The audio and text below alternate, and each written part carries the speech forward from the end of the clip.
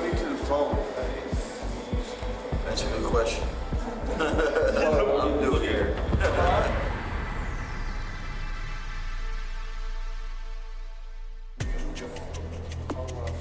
I've been in this classification pod for a few days, and I think I've been doing very well with things so far.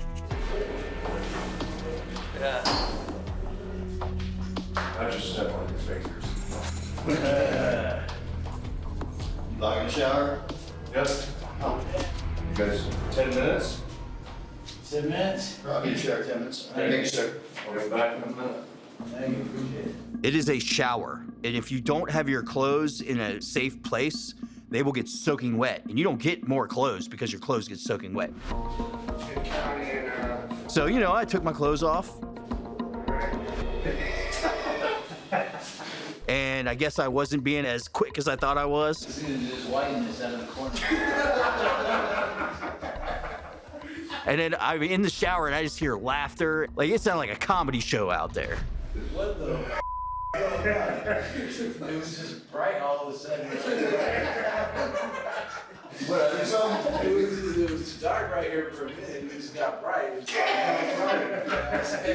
He's like, all of a sudden I just saw something white. Oh, is this me?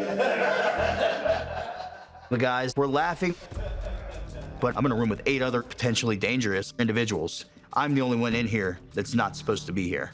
Like, I have to tighten this up. He said, I do something.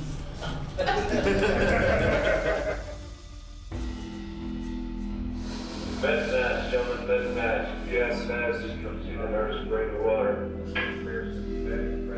I feel like a screwdriver is digging in my hip as it's already broken. Like, that's the pain that I'm dealing with on these cots. It's been a long time since I felt like that weak. Most months. So what are you getting? Are you getting anything? No. Ibuprofen. Twice a day. Yeah. How's it? Not doing a dang thing. I need to ask you about one more thing. Okay. Thank you. John? Yes, I had a hip replacement. Okay, And I was told that I could get like 2 mats or something. you have to see the doctor. Okay, how do I do that? Okay. Fill it out, write down your housing unit, and then explain what's going on. Okay.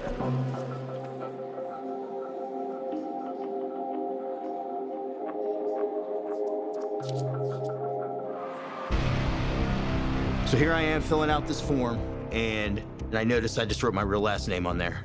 Oh, what do I do now? It was like a punch in the stomach. Look what you just did. So I tried to erase it and kind of scribble it out. So I look at my bracelet, make sure that I'm spelling my name correctly. It's a weird feeling going by a different name. Fill it out, where you had it done and when. Turn it in the morning. I don't even have that. I'm not from here. Well, wherever you had it done, we have to get the record so that our provider here can make sure that. In order for me to get a second mattress, they need to look up my medical records. I can't disclose my medical records because I'm in this program. I shouldn't have to go through all of that to prove myself that I have legit pain when you have 60 mattresses sitting across from me. I got a big ass storm on my side, you know? Are you big enough?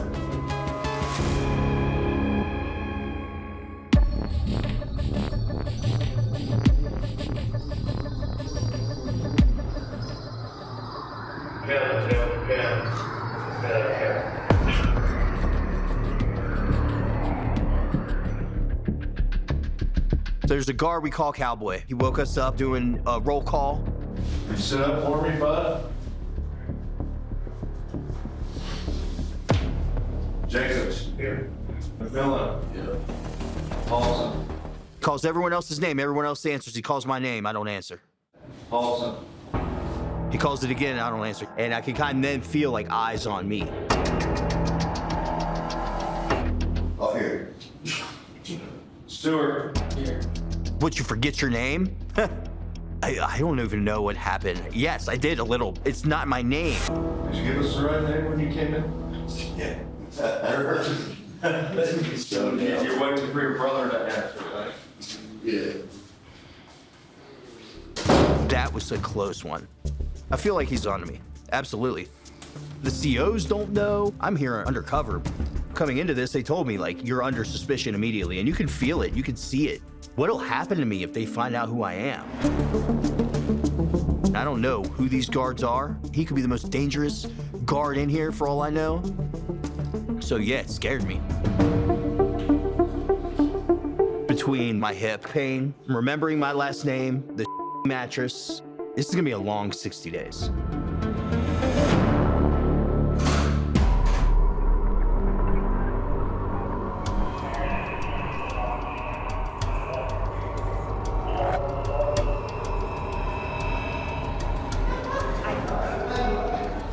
My name is Aaron Foote.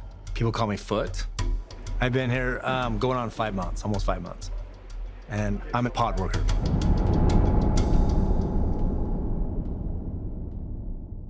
I thought doing jail time was hard. You guys don't do all the day. So that pod workers, we're all about the same age. We're in our 40s. There's 4 total. So you have Adam, which is my bunkie. I call him Sloth. He just seems depressed to me, but I actually like him. He's a good kid. And there's Kevin. We call him KP. I don't like his personality, I guess. He's lazy, and to me, he bothers me. And then Shannon, of course, AKA Shy Boy. I like Shannon because he's funny. You know, when I get out, I'm gonna go with the orange-green. Are you? Every day. So we have to make sure that new inmates that come in get their clothes. Are you free balling today? No, That's I'm leaving awesome, bro. I tomorrow. dig that. I dig it.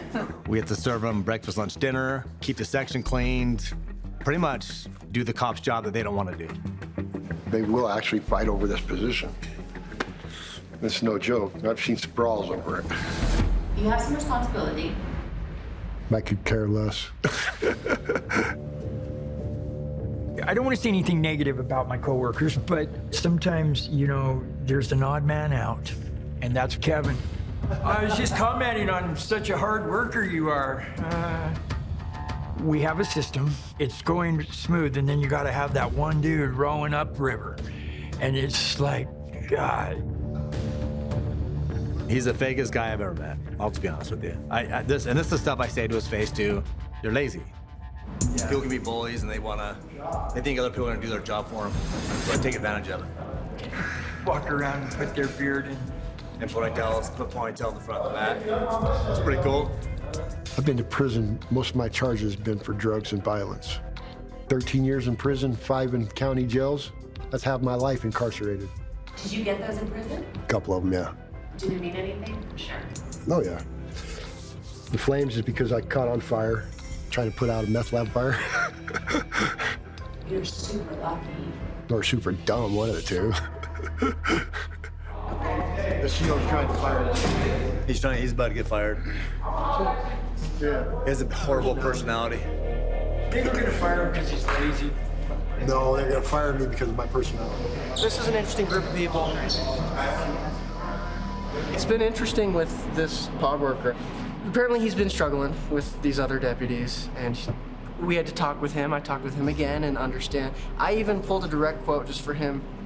I had to explain to him that they can be fired for anything. He doesn't need a reason to fire me. Typically they do, but no, a cop can do whatever they want here. Exactly. But then I can grieve. One thing is that one thing you learn in here is you just kind of have to just do what he says and bite your mouth. It's the hardest thing for me to do because I'm a vocal person when it comes to stand up for myself, 100%.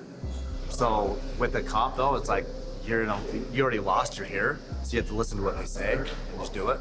So, but he's okay though. He keeps telling me it's a personality issue.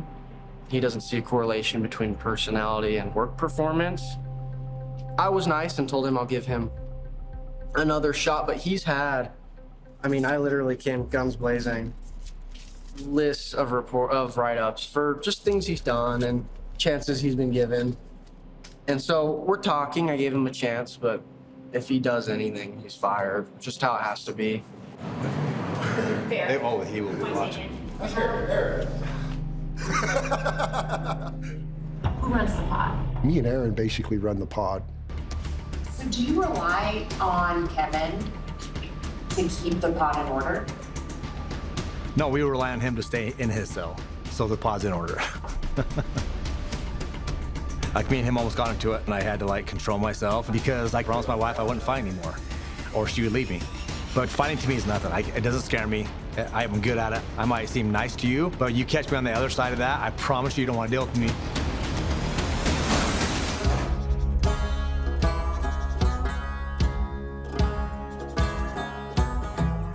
Sean Buffton is the undersheriff of the Utah County Sheriff's Office. We spent 18 years together in SWAT. I think I'm a better shot, but, you know, no, he's a good shot. How long's it been now? Since the first Hell Week, what was that, 1998? It was 1998. Yep, 1998. I think I was a detective at the time, and the Utah County Sheriff's Office opened up this Metro SWAT team, and I applied. And to be a member of that team, you had to go through what's called Hell Week.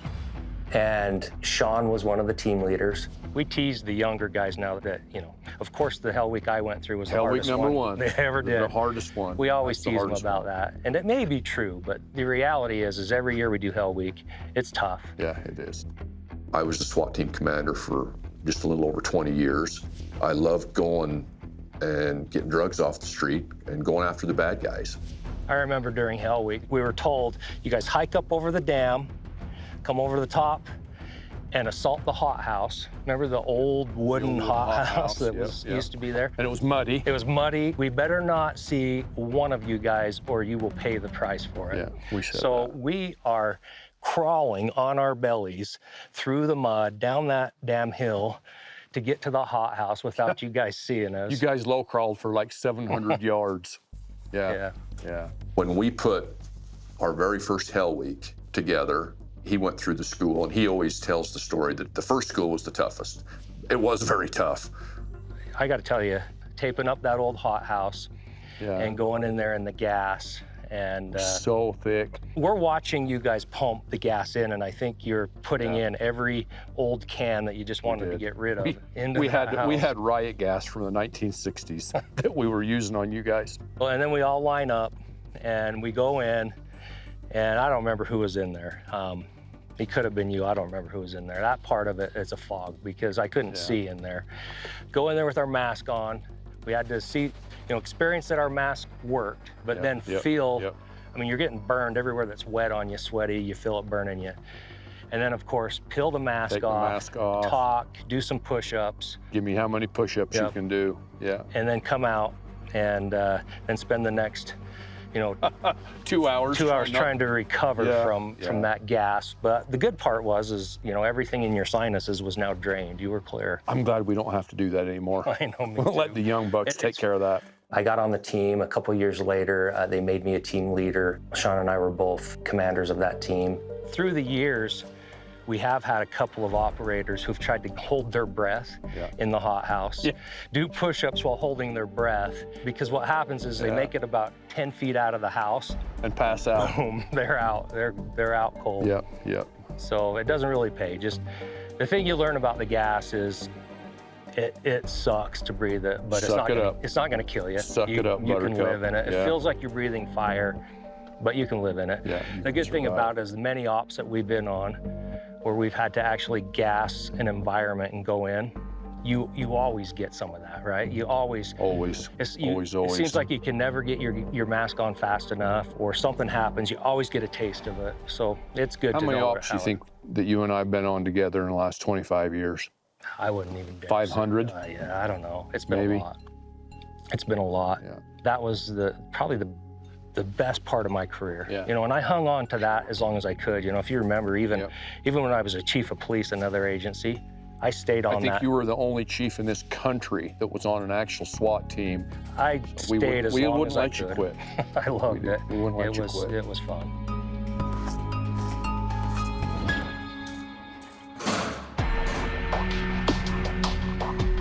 Danielle comes in, she sees the camera, she knows these dorms very well.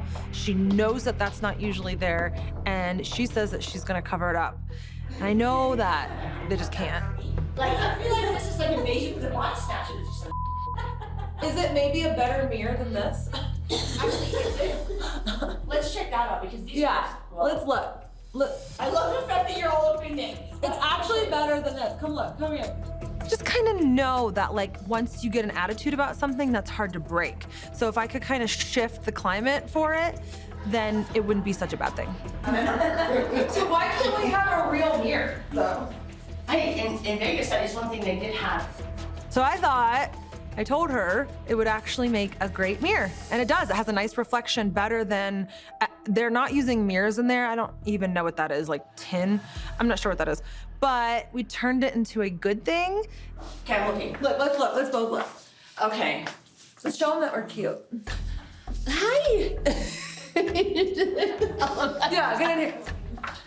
Why not? Why not? Let's vote. Let's pretend that they're. Just kiss Adam. We're gonna Twerk, now twerk for him. We're gonna.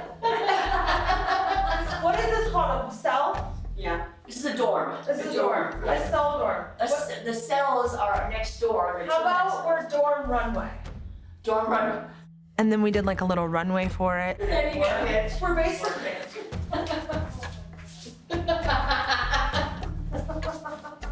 Yes, girl. She's against the wall. They're posing. And then all of a sudden, it wasn't as invasive. It was more for them, not against them. Maybe I work in marketing, so maybe I can do marketing for them. I'll be like, do you want to go to jail for 50 times, just like her? Hi. Come to Utah County Jail, baby.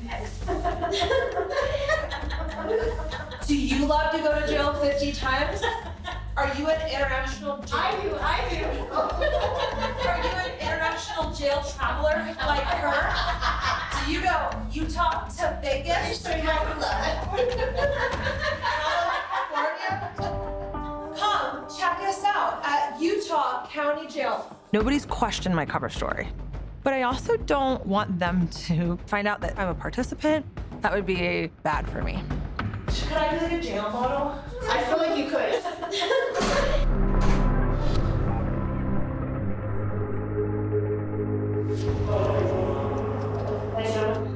That's just lazy ass.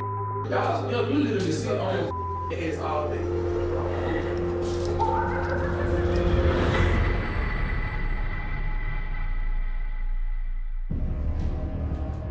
So you gonna roll me up with this stuff and I'll just ask a question? I wasn't there, but Roll the cameras back. one step at a time. Roll the cameras back. They put us on lockdown because of one old man. He ain't even give you no fever. Like, I'll go handle it for you, like tell him to shut up. Like, that's not like, you know, like that's nothing. Yeah. Hey, come talk to me for a second. Okay, so I don't have any issues with you. I know you're upset, but Nah, it was just Sergeant. He did too much. He addressed all the black people. He should address them the same way. Hey, he up, bro. Yeah, that's what I'm saying, bro. Hey. Nah. Hey, come here and talk to me. But for a y'all, second. he could address him. He was on the phone, you feel me? Okay, let me talk to you. telling them on the phone. I know. Telling them on the phone. I'm hanging up, I gotta go. All right, and I don't feel any disrespect. I just want to talk to you. So the intake officer, he just came and was like, you know, tell you guys to lock in. You know, you gotta lock in. The officer could have came from around his desk, went over there, talked to that man, yo, keep it down. And you just keep it down until I figure this out for you, or whatever the issue is. And came right back. So they're just trying to restore order because they have no idea what's going on. Nah, So it's nothing against any of you. If people will look at you, that's why like on Rikers Island, they tell you COs are different because you really have to be in charge of things. And if a supervisor gotta come and it was something so simple to fix, that supervisor's gonna play you. You know, like, you couldn't fix your simple situation. It's just we had one guy that was being a that I had to deal with, and so I had to drag everybody in. So, we good? Okay. I apologize too. Thanks, man. I think the situation was like successfully diffused. Nah. I mean, it's only diffused because we let it be diffused. We calmed down. Bro, it's just like Detroit FCs, bro. I mean, Drake was cool with it. We spoke about it. Now, if we was both ignorant and wanted to be like, all right, bet. Yeah, we're gonna turn this place up. Now, y'all want us to be a problem? We could be a problem. I could be a problem if you want me to be.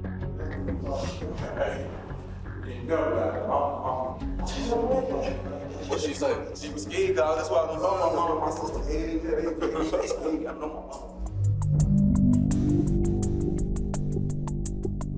They can beat us, so I can fight. She know I can fight. That's the problem. We can fight. That's the one. That's what my sister just said. She literally just wrote a status. She was like, I hate when people can fight. Because they'll tell you to chill. And when they see they get it, they don't go so good. My sister's like, you need to chill. And I'm gonna go on. She said, I hate people who can fight. I had 14 cousins, but one uncle. He was the only one that could babysit. So, man, I used to get my ass every time I got out of school. Beat my ass for no reason. I'm saying to this day, like they're my moms that make me go back and fight. Like, what? Go get your sneakers. I'm like, come on. Yeah, me and Drake, the whole incident, it bonded us. He's pretty cool, got good energy, you know, laughing, joking, you know. I'm like, oh, yeah, this dude pretty cool. Like, yeah, I could mess with him. You know, he wasn't ignorant, he was just cool, like a nice going person. You want to hear something? Huh? You want to hear something? Let me see what I say. I said, cash make that ass shake. Blocks take your life away. Treat every day like third base. I slide just to make it home safe. No, I felt them. I know what it's like to try to be doing so right, try to do everything so perfect, and then boom, everything blow up in your face, and now you just stuck in the gym again. So I felt that for him. That's what made me want to talk to him. Back in the past, everybody on the pedestal, baby. I may be a police officer, but I'm a regular person. Just like Drake, I grew up in the same neighborhood as mostly everybody in here. I'm not nothing different. I'm not above you. I'll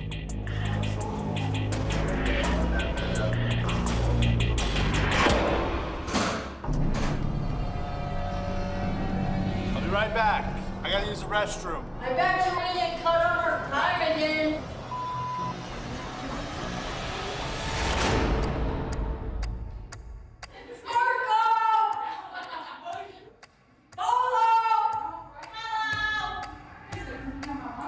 Oh, wait, 15 more minutes because we didn't get lost, so I goes to the bathroom.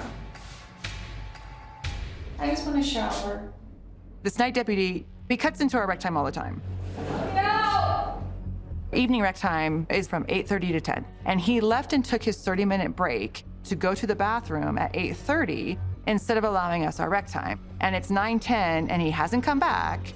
I don't know if he fell in, but I would like to shower. I hate this place.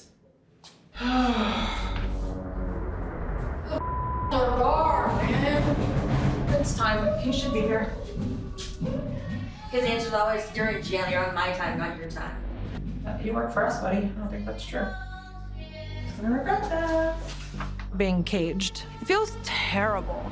And you will never know how aggressive you can feel and how angry you can feel when you are kept in a closet for 20 hours a day.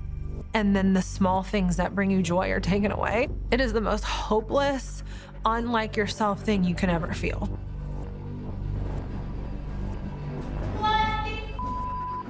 Oh my God!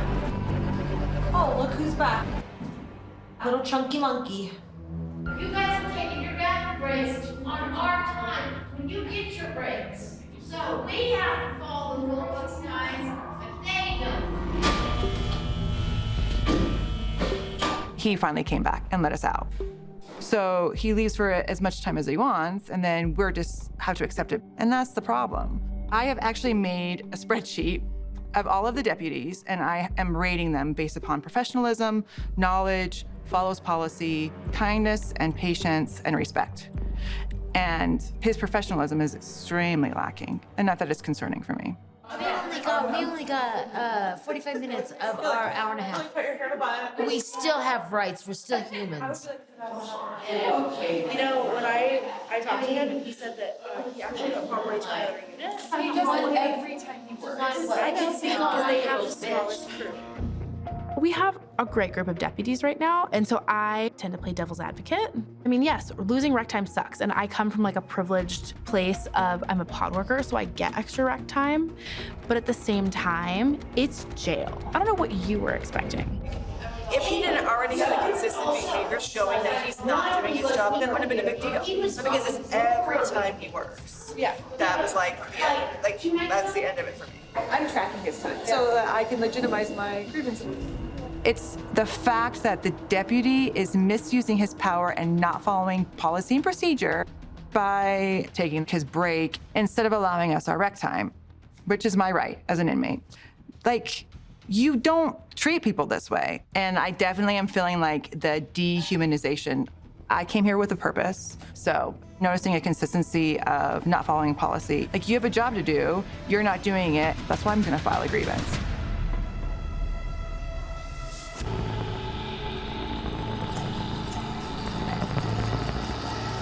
You should have seen them yelling at Connor last night because we were like banging our chairs against the wall on this side just because he was going to pee.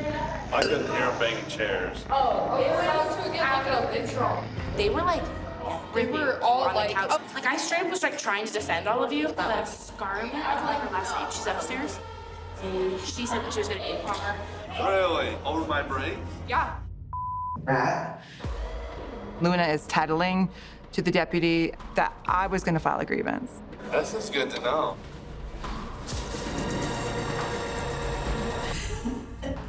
So remind me when we talk to tell you about how Luna is a total piece of Like, I try to be positive about people and still see the good in them, but she's talking about everybody to the guards.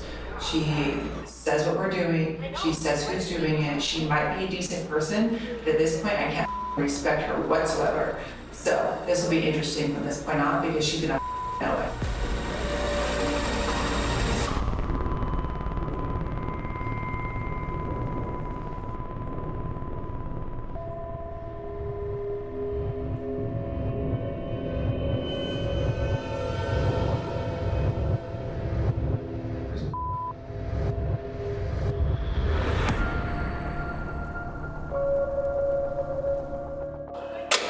Brian, 2 rec time.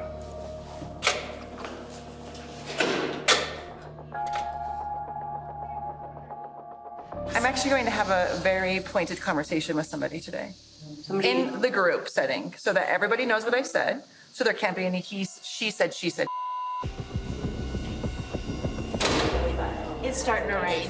We were at morning rec, and I was waiting for Luna. You guys, we felt raindrops. Luna told the night deputy that I was gonna file a grievance. And I wanted to approach the situation with Luna. May I sit here? You just want me to braid your hair? So I actually want to have a conversation with you. Okay. So, something you did last night really hurt my heart. When you were talking to Palmer, you were giving him information in relation to our complaints against him. I told him that he got rid of the job. What you did was unfair. Because if I wanted to go talk to Palmer now about it before I filed a grievance, you removed that opportunity from me. And in doing so, you created the dynamic of an inmate versus deputy situation. Because I will tell you, last night, every time he went to my room, he flashed the flashlight in my eyes to the point I woke up multiple times. That's the first time I've ever experienced that last night. So by you doing that, you've antagonized him against certain people in this pod. That was never my intention. Well, if it's not your intention, and I hear you. But I'm just saying, if there's another situation that you want to talk about me, then you talk to me directly about it. Don't bring it to somebody else. Oh yeah, I'm all right. I've had worse. It's okay. Scarlett came so hard at Luna. I could feel her trembling under the table, and for as much as I agreed with everything Scarlett said to her, I still had compassion on Luna. I think because she's not combative back. Do you want to braid your hair? Oh my God. It's tense. It is tense in there. Scarlett, she said what she needed to say. And I understood where she was coming from because we're all just trying to survive in here. I get that. But acting like that, I don't know how to talk to you. I am so ready to leave jail. Watch your step. Coming through this way, up that sidewalk there. Here at the Utah County Jail, we have what's called Jail Industries. It's basically our work diversion program. You guys ready to work hard? There's inmates that actually leave during the day and go out and work in businesses around our community. There's multiple things that we have them do, which would include yard work around our facility. We also have a farm out there. We grow fruit and vegetables. We have a dog training program. We also grow flowers in our greenhouses, and those flowers are used for the government facilities around the county. Yeah, it looks good. I love these programs. They allow our inmates to feel that they have a purpose. They're not just doing time, they're actually contributing to their community. Just so you guys are aware, but on the counter there's some paperwork. Has your name on it. Okay, look over the paperwork. Your locks, combinations are all right there. Start putting your stuff in your locker. Okay, I'll meet you out there here in just a minute.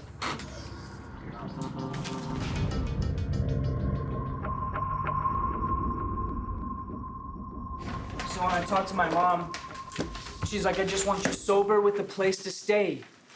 And when I was in there, I was like, making her proud. Now I have a job. That's what she's always wanted, you know? Every time I've been to jail, I've been able to go to JI. I'll make myself at home.